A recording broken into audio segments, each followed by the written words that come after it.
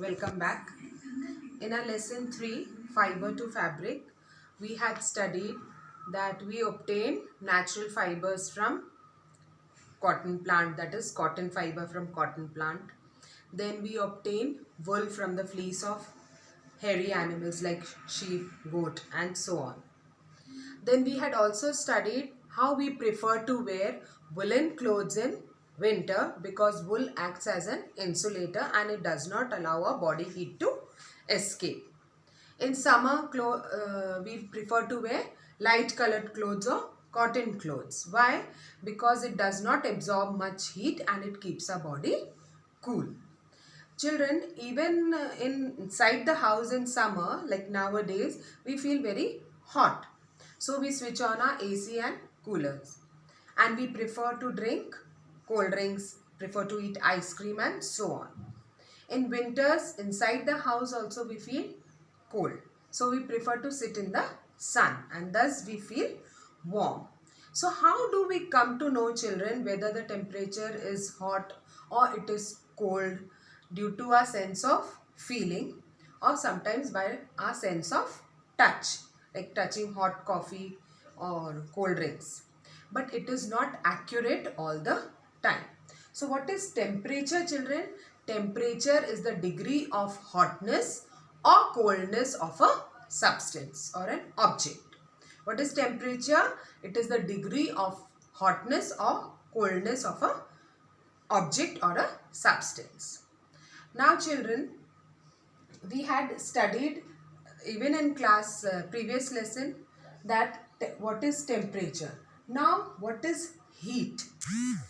This is a new topic that we are going to study. What is heat? Heat is a form of energy, or we can define it as a form of energy that transfers from one body to another due to temperature difference in them. Again I am repeating, children, just hear carefully. There is difference between temperature and heat. And how do you measure temperature? With the help of thermometer. Later in this lesson, we will study the construction of thermometer also and working of thermometer also. But for now, you just remember that temperature is the degree of hotness of a substance or an object. Whereas what is heat?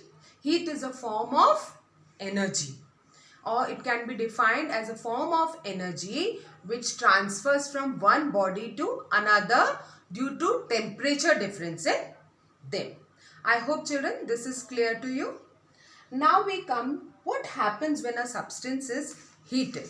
Children, in class 6th or even in 5th, we had studied that the molecules are very closely packed in a solid. This you had studied, that all substances are made up of very small particles called as atoms or molecules. And we had studied that molecules are very closely packed in solids. Now children, if you heat solid, what happens? The molecules or the particles, they start vibrating or they try to move from their place. They become uneasy. How in class, if the teacher is teaching for continuous periods, you feel lethargic, no? After 2-3 periods, you want to move about. You become uneasy. Similarly, if I go on heating solids, the molecules are so closely packed that on heating, they vibrate. The more heat I provide to them, the faster they will vibrate. Whereas we had studied previously that molecules are loosely packed in liquids and in gases they are very loosely packed. This we have studied in class 5th and 6th also. So what happened in case of liquids and gases? If I supply heat to these substances, liquids and gases, the molecules will vibrate.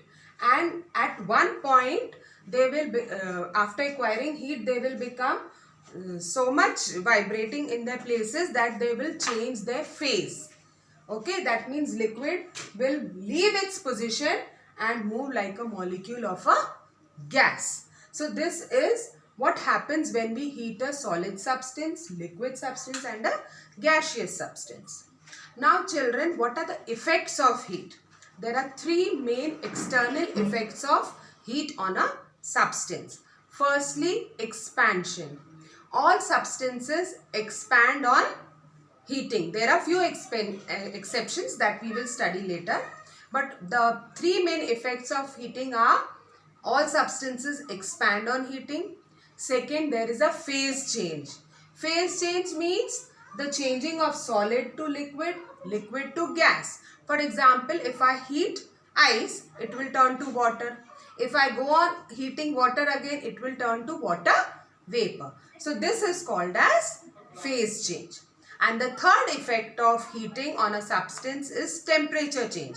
For example, if I go on heating a substance, the temperature will increase. If I remove heat or if I do not heat a substance, the temperature will decrease. So this is the introduction to the lesson heat, children. Okay. In the next class or video, we will discuss transfer of heat. I hope this is clear to you. If you have any doubt, you can contact me on my personal number. Thank you and God bless.